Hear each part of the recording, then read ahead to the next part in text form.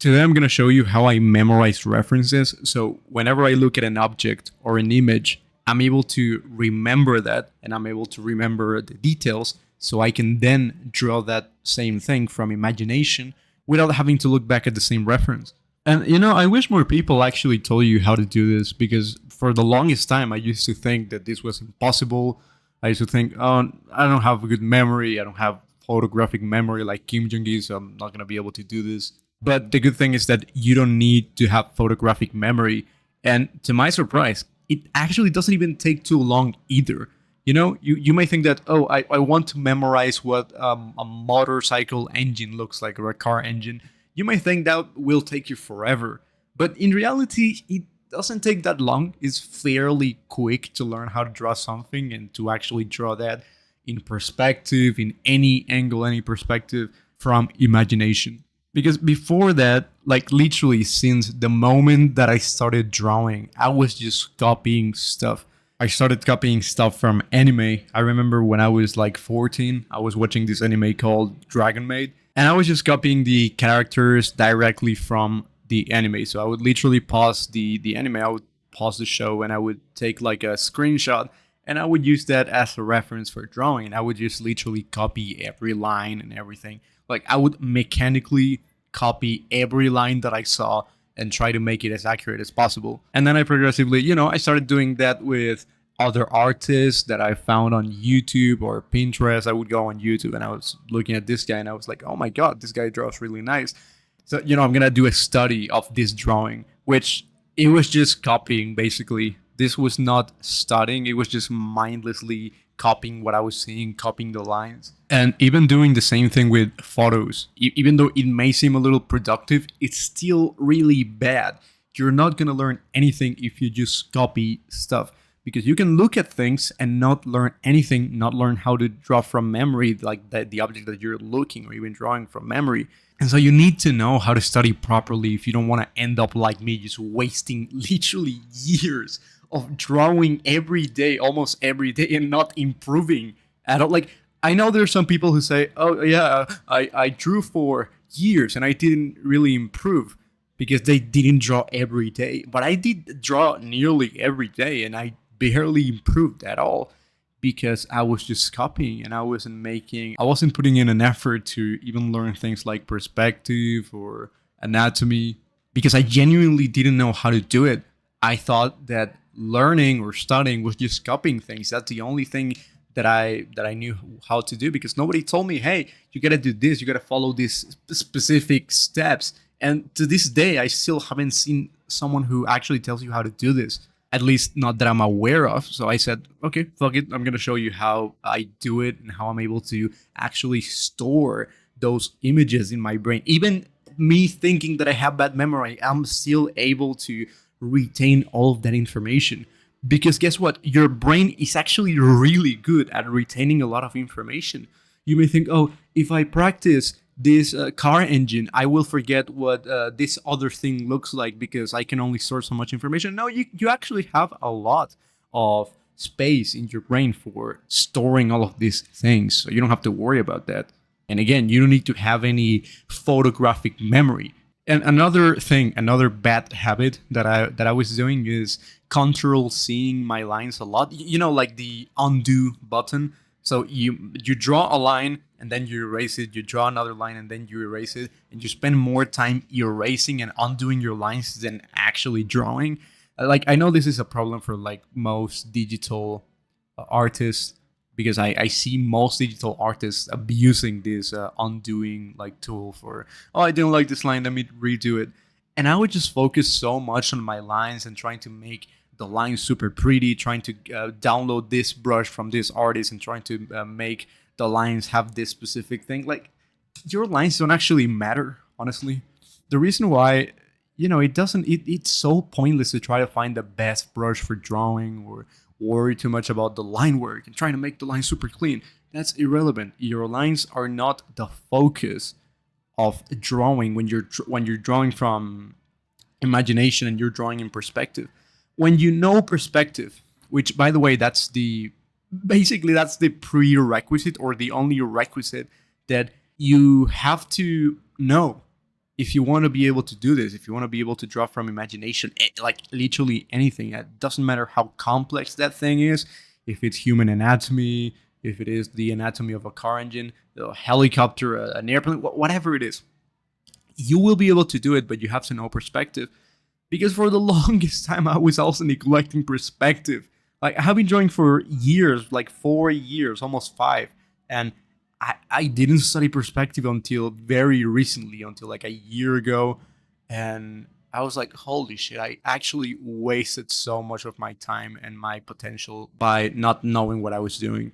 Because I was very arrogant and I was like, nah, I don't need to practice perspective. I already know this. I'm not gonna use it. Of course, you're not gonna use it. You're only copying shit that you see on Pinterest. You're only copying other people's art, and you're thinking, man, I wish I could actually come up with my own stuff. You won't be able to do that if you don't know perspective. Because look, if you're still resistant to learn perspective, like I was, you gotta know that perspective is not about, like, the main focus on perspective. It's not about vanishing points and foreshortening, all of this boring stuff that is like, yeah, I mean, seems kind of boring, seems kind of unnecessary. And all the 100,000 grids that you see people do for like getting accurate perspective. It's not about that, really. Learning perspective is not even, I wouldn't even call it a skill for drawing, for the drawing itself. It's more a skill for your brain, for you to be able to rotate things in your mind, to visualize things and being able to rotate them. Because if you're gonna draw something in 3D space, like a person or a car engine, you're gonna have to be able to rotate it so you can draw it in any angle, of course, and attach things. It is so ridiculously important, and it's also so fun to learn. And I thought it was going to be really boring, but it was really fun to learn. And you get to a point where it's like, okay, I'm so good at perspective already that I don't have to think about it. That it is already intuitive. I don't need any grids, and I can draw perspective without having to think about it. And for you to get to this point, it will take you a year, give or take. But it is really important. Again, I know I'm saying this a lot, but it's just that important. It's like learning the controllers on a video game. Imagine like your goal is to get good at a video game, but you're not even learning the controllers because you think, I don't need this. I'm not going to use it. No, I can learn by myself. I can learn this intuitively. And you spend years just not even knowing the controllers. And you're like, oh, why can't I unlock this camouflage for this gun? It's stupid. It's stupid if you put it this way. So it's like you might as well just practice this a lot. But yes, you do get to a point where it's like, okay, I already know this. I don't have to keep practicing it because it would be kind of trivial at this point. And you actually never stop practicing perspective, because when you're always drawing in perspective, you will always be using it. Like, it's that simple. You will always be drawing in perspective as long as you're drawing something in 3D space. Okay, so I'm gonna show you step by step how I memorize something new, right? Because there are so many things and items in this world that there will naturally be something that you don't know how to draw. I know how to draw a car engine because I have studied the car engine and I can now draw it from imagination. I can draw like a few types of car engines from imagination at like 70% of detail, probably a little more. And the idea is that the more you draw it, the higher detail and consistency is going to get. You're going to be able to draw it with more accuracy. So my car engine is 70% accuracy, which is good enough. It's good enough for it to look convincing and for people to say, oh, that's really cool. That's a really cool car engine. And, it looks very identifiable. And so you have to look at these things, at car engines, humans. I don't know what else you would like to draw. Maybe guns or vehicles or architecture. Like, each individual item has like a progress bar. So if you haven't drawn that thing in the past, you're at level 1. How do you draw it if you're at level 1? Well, assuming you already know perspective, what you have to do is draw that object in boxes. You have to simplify that object to like the minimum that you can. So if you're drawing, again, the car engine, instead of drawing or visualizing the car engine with all the details and all the small parts and everything, because you won't be able to do that, you're going to visualize it in like the simplest way, which is going to be made out of boxes and cylinders usually. So that is level one, basically. You should be able to memorize the structure, the basic structure of a car engine. And you got to think of it almost like the way that I think of it is like a Lego block. Like if you can imagine a Lego brick that is like full plastic and it doesn't have any detail. Imagine a car engine, like the most basic structure being just a singular Lego brick, right? You gotta draw it like that, and you should be able to rotate it around in 3D space. And once you're able to do that, once you're able to fully draw it from any perspective, now you can start adding more and more and more details. And it's the same thing if you're trying to draw people, for example, like the human body. The human body is so fucking complex, and it is actually going to take you a long time. I think the human body is what's going to take you the longest to learn how to draw properly. And it is really rare to see people who have fully mastered drawing the human body from imagination for some reason, because it takes time, but it's not particularly hard. And I'm going to explain you how to do it, right? So you have seen this before, of course. This is what I'm saying is not something new to simplify things in boxes and draw like the mannequin. So you've probably seen like this mannequin of the human body completely made out of boxes and cylinders, right? You've definitely seen this guy before. It's just a very simplified representation of the human body. If you know perspective and you fully master perspective and you spent an entire year drawing perspective, you've drawn 5,000 boxes, you should be able to draw this guy in any perspective without any issues whatsoever. And if you're not able to draw this guy from any angle, this mannequin made out of boxes from any angle, that means you need to still practice your perspective skills. That means the constraint is going to be perspective. And look, it's going to take you, again, a year, depending on how hard you train. You can still watch this video if you're not very good at perspective. Just know that this is going to be a constraint for your drawing skills. Now, I want you to see this mannequin, this basic mannequin made out of basic shapes, as level 1. Remember I told you that you gotta see these items as like with a progress bar, so to speak. Well, this mannequin that is made out of boxes, simple shapes, it is level 1. This is your character. It's like a video game. I like saying these things as a video game. And this is level 1, right? Now, once you're able to draw this guy from all angles from imagination, you should be able to add a little bit more human details and make some shapes a little bit more organic, just a tiny bit, right? And follow the anatomy a little more. Okay, that is level 2.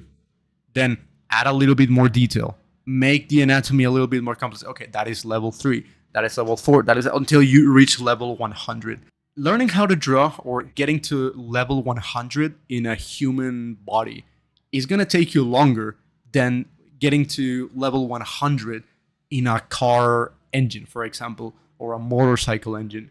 Why? Because different objects are going to be kind of harder to draw, but it's usually not going to take that long. So, for example, for you to learn how to draw a car engine from imagination with all the details, it may take you a few days.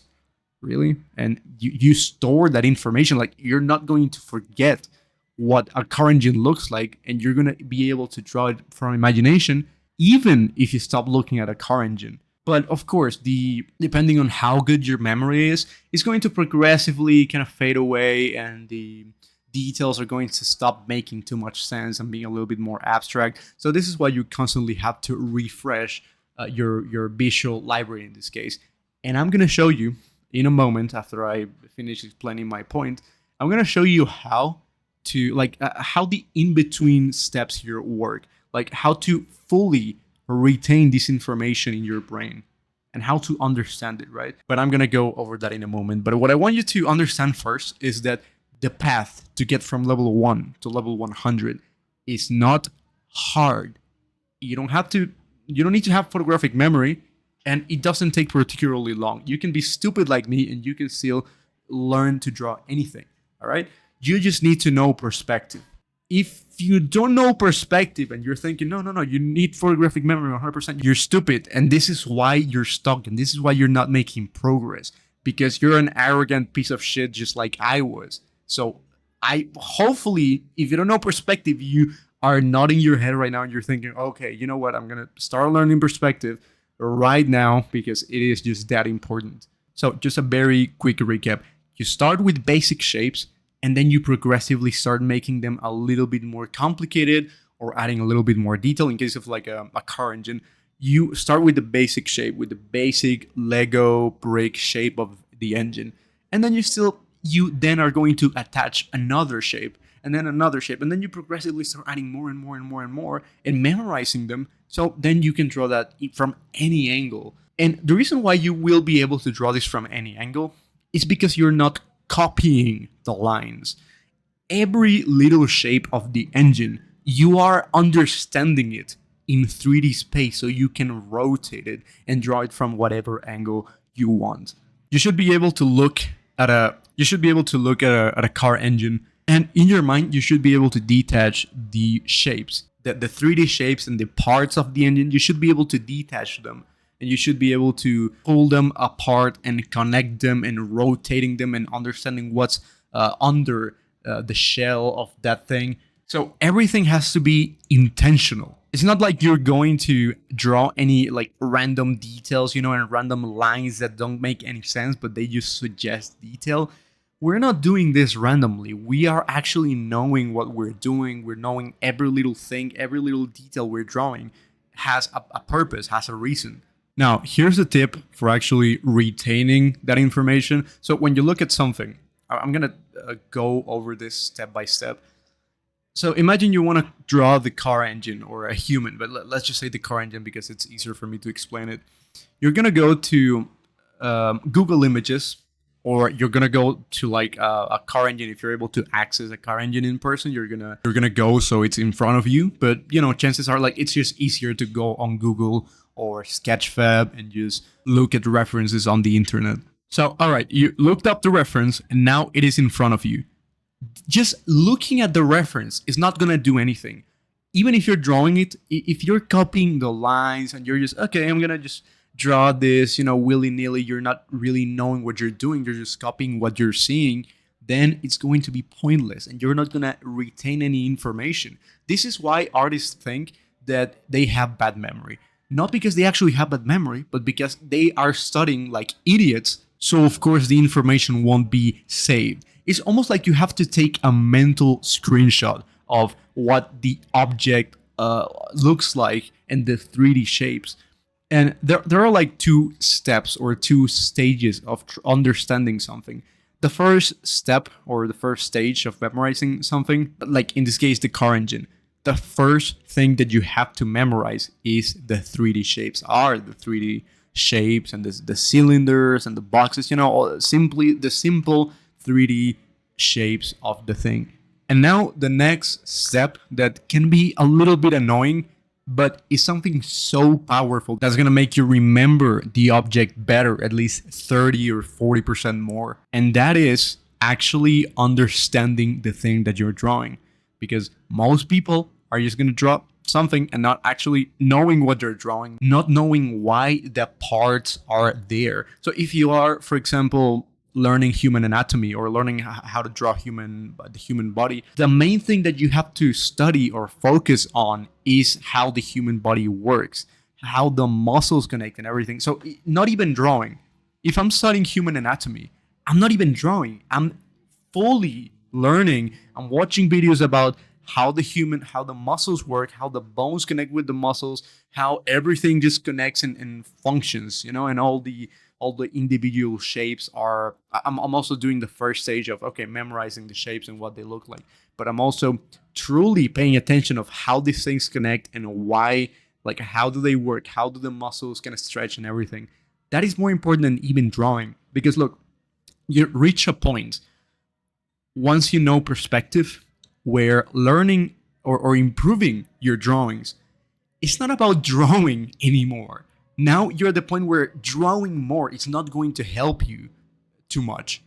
But looking at things, looking at objects, looking at references, and truly studying those things, that is what's going to make you improve your drawings at that point. If you want to draw from imagination, if you want to draw a specific thing, or you want to be able to draw everything and have the best visual library in the world, the most expansive, whatever your goal is. So again, if you are drawing skulls and you say, okay, I'm going to study skulls, it's not about drawing them. It's about looking at them and understanding. And let me tell you the way that you're actually storing that information.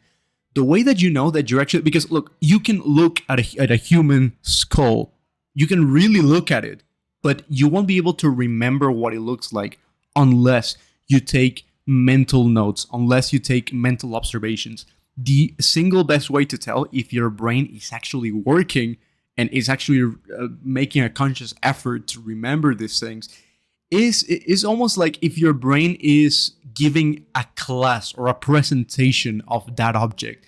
So imagine if I'm learning how to draw a human skull, my brain is going to take these mental observations like, oh, the eye socket, kind of the center of the eye socket lines up perfectly with the cheekbone or whatever. The cheekbone lines up perfectly with the nose, and you get this bump on the eyebrow where you get this other little plane, and then here is where the eye socket kind of begins. You start taking mental observation. It's almost like your brain starts doing like an exposition of, okay, yeah, this thing, it has this specific shape and it also connects with this other thing. You also have this little dimple underneath the eye socket, and it kind of has a bit of volume, so it connects with the rest of the jaw. And trust me, this may seem a little trivial or that it's not gonna do a lot, but if you take these mental observations when you're learning something on top of everything else that I just told you, it's going to be such a huge difference, and you're going to learn how to draw something. Like,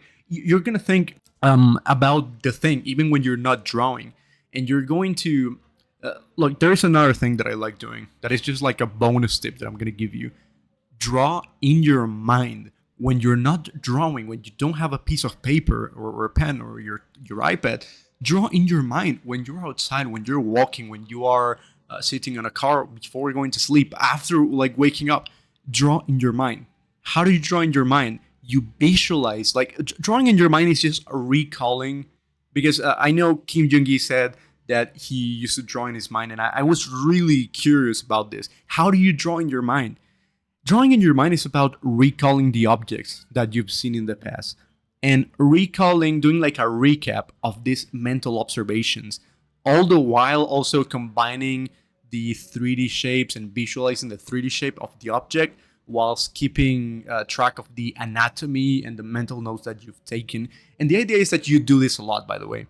If you look at a human skull once, even if you do this right and you do all the steps that I showed you here, you're going to learn a lot, but you're not going to fully memorize it, especially if it's very complex, right? So it's going to take you like 50 or 100 study sessions of you sitting down and looking at the thing and taking the mental observations. That is actually studying, and it's going to take you a lot of time to fully master and get the skull to level 100, right? Once again, it's not hard. People just don't know how to do it, and unfortunately I haven't seen anyone explain this at all or in a satisfactory way, because it seems like most of YouTube art right now is just fucking slop. And but this is basically the end of this video, but I just wanted to rant a little bit about how most of the art content nowadays is just fucking slop. It's just garbage. It's just Mr. Beast editing, made for children, almost just like entertaining bullshit with all these transitions and all of this random stuff. It's just not going to help you. Even if you're a beginner, like, these videos are literally made for getting clicks. You don't click on a video with a Mr. Beast type of editing expecting to learn something from it. And this is why I'm making these long videos, by the way, with very little editing. And I'm always a little bit kind of concerned that, oh, it's not going to do very well. But whatever, I know the people who actually want to learn